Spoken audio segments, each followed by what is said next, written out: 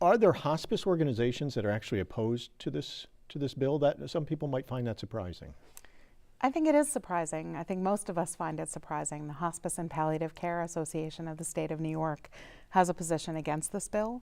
I think that their argument is that we'd be paying too much attention to medical aid in dying and allowing people to choose to die, and not enough attention to hospice and palliative care or improving access. The fact is that New York is 48th. We're ranked 48th in the country in terms of people who access hospice care in time to get the benefits that they need, and that's a shame. New York can do better.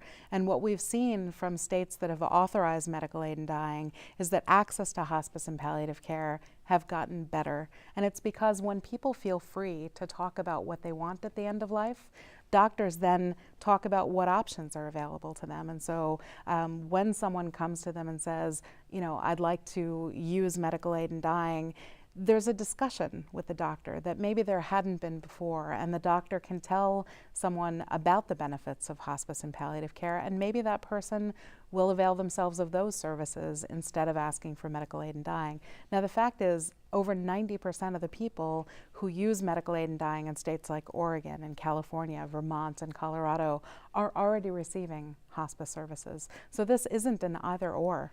It's kind of a last tool in the toolbox that doctors and palliative care teams have when someone's suffering can't be alleviated, whether that suffering is pain or psychosocial suffering or just a desire to control the time and manner of your own death. There was a national case about 3 or 4 years ago, a young woman from California, Brittany Maynards, who had terminal brain cancer and went to Oregon, where this is legal, and died in Oregon. Do you think the fact that that story was shared nationwide has helped with laws like this being proposed in other states? Brittany Maynards' case had a transformational effect on this field. She was a beautiful young 29-year-old woman who found out that she had brain cancer right after she was married. And she first did what all of us would do. She said, how am I going to beat this? And she underwent aggressive treatment, and the cancer grew back bigger and more aggressive than it was before. And she asked that second question, if this is going to kill me, what is that death going to look like? And she didn't like what she heard. And so she decided to move. She had the resources and the relative health otherwise to be able to pick up and move to Oregon. And I think what was different about her is that she decided to share her story with the world. She did a video with People magazine, and it was the most watched video on their website. And after she did that, 25 states introduced legislation that would allow medical aid in dying, and New York was one of them. Shortly after she passed, the California legislature adopted the medical aid in dying law in that state, in part because of her bravery, but she inspired many, many more people to share their own stories about their struggles with terminal illness, and family members to talk about what they witnessed with their own loved ones. In Canada, this is legal nationwide. Does that, when New York is looking at it, having the entire country, their neighbor to the north, allowing this, does that carry any weight? Well, I think New Yorkers feel exceptional.